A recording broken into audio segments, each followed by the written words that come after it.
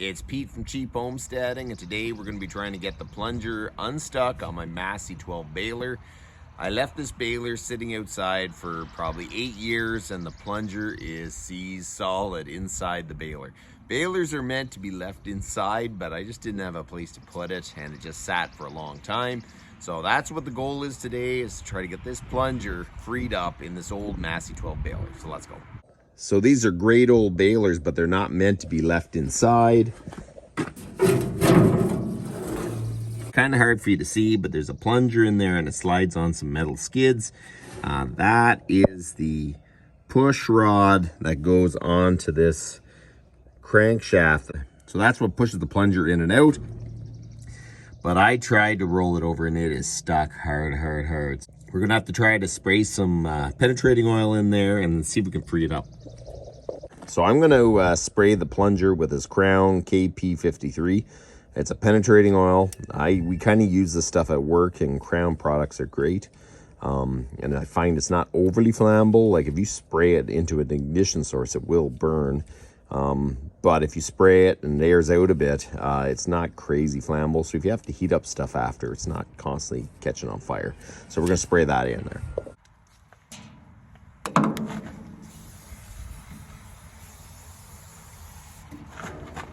It's important to spray it down with penetrating oil because penetrating oil loosens up a lot of dirt and rust. If it's just mud kind of jammed in there because hay rotted, penetrating oil will soften it up.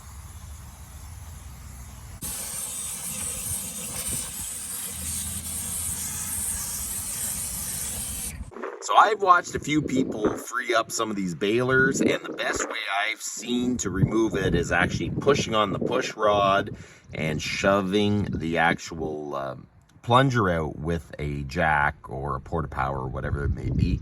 I really think that is the best way to do it because you're shoving against the frame and shoving the plunger out. The other way I've seen people do it, they hook a come along to the end. But the problem with that is you're pulling the baler that direction. You have to try to keep the baler in one spot. So I think this is going to be the best way to try to free this up.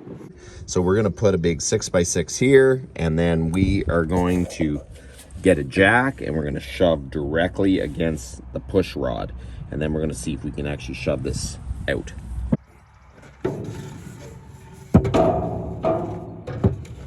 So I think what we're going to use first is a good old bottle jack.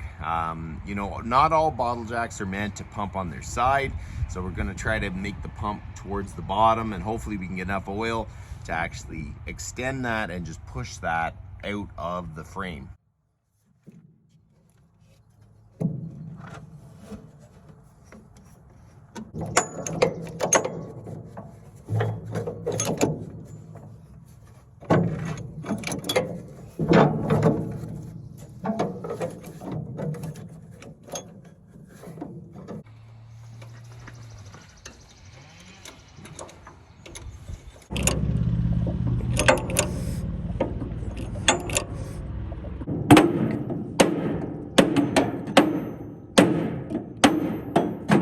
So this plunger really doesn't want to move, so what I'm going to do is loosen off these bolts on the side. They shove against some the rails that it runs on, and then we're going to loosen these bolts. There's going to be another one there, and then hopefully it'll give a little more room for the plunger just to slide out.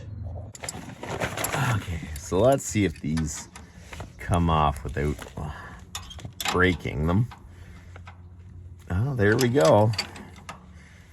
There's one.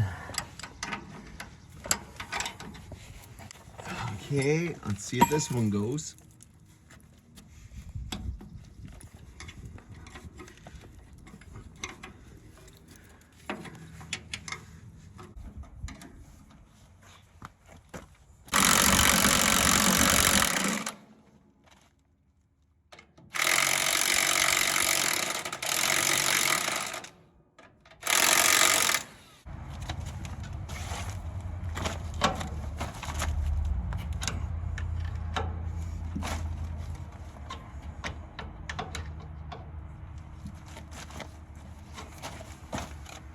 the jam bolts all removed. They're pushed back a little bit. I have loosened all these bolts here and the ones underneath.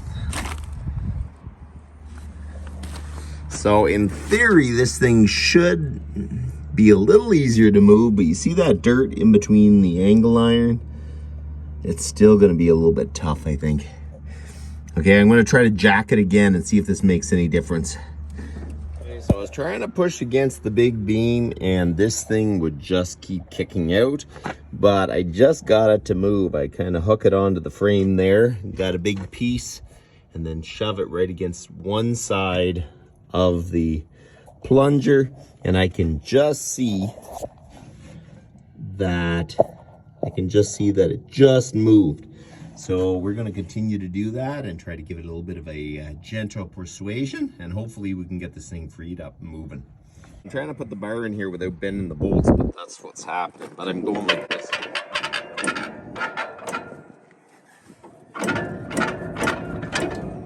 Come on.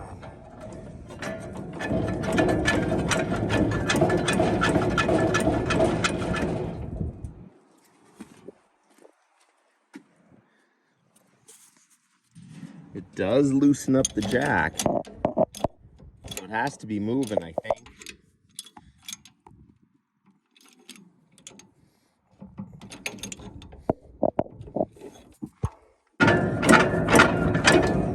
Come on.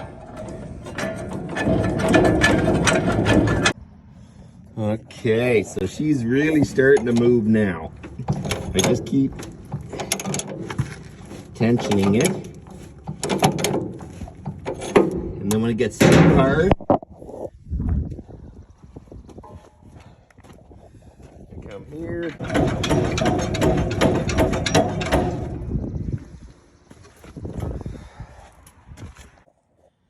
Then it frees up, and then I can get a few more pumps, get it nice and tight, and then do the same thing and just keep going.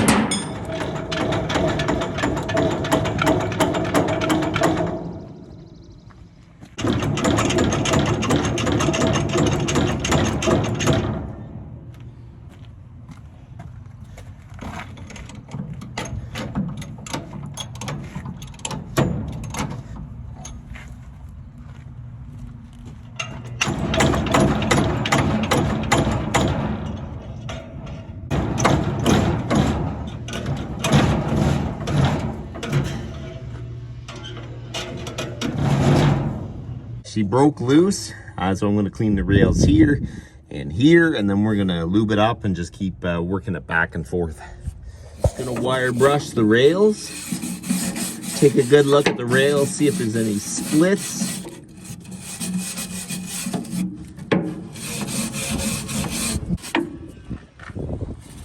Now I'm going to spray up the rails real good.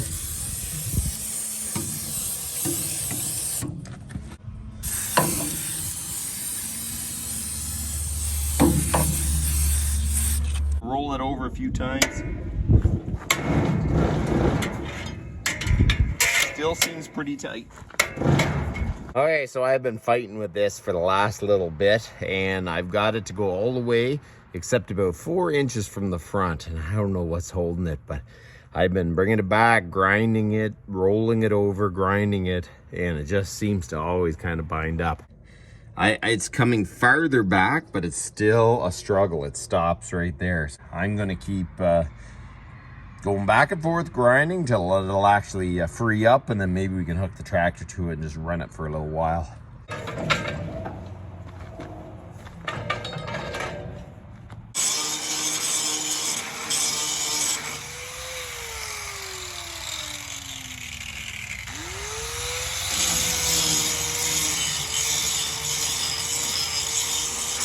Let's see if she'll go around the rest of the way.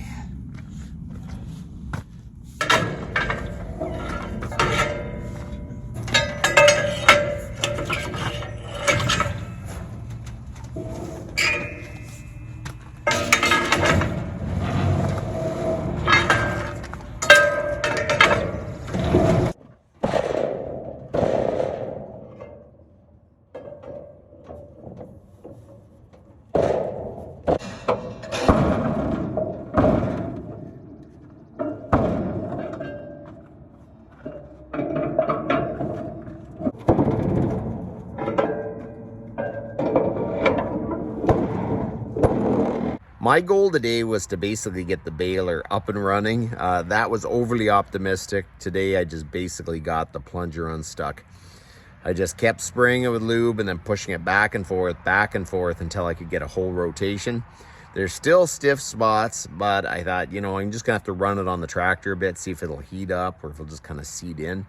But the problem is I robbed the PTO shaft for the bush hog a couple years ago, and now I need a U-joint and everything. So I thought I had a U-joint, but I didn't, so that kind of put a brakes on it. So, you know, when you want to get something done, but it just kind of drags on, that's where I'm at. So the plunger is freed up, which is one of the big things. The rest of the stuff, the baler I think is in decent shape. Hopefully next week I'll get my PTO shaft up and running. I'll just be able to install it. And then next weekend, hopefully we can throw some bales through it and see if it works. I'll show you kind of where I'm at. So the plunger is all freed up. I wouldn't say all freed up, but pretty good. And I still have to put my adjustment bolts back on, but all my jam bolts are installed.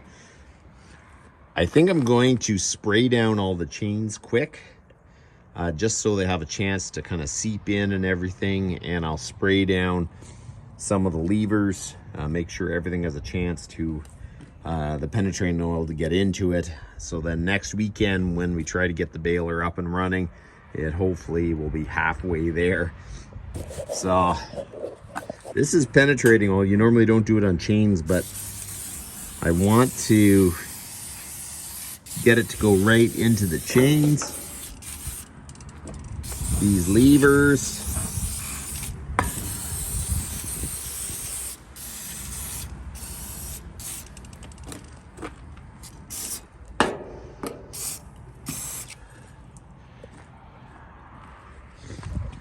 This is your timing chain. I'll try to spray that. There's your pickup chain.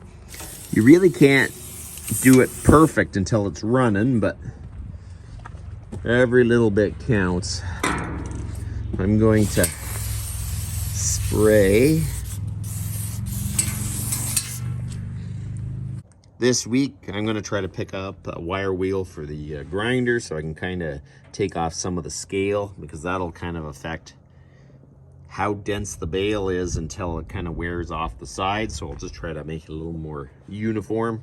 I have to weld my PTO shaft, install the PTO shaft, a little bit of an adjustment, check the oil levels, and I just mangled these screws. So I hope these are just bolts.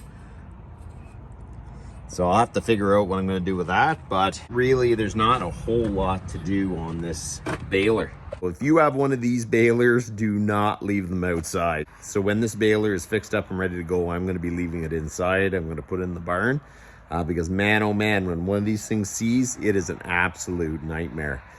So you know what?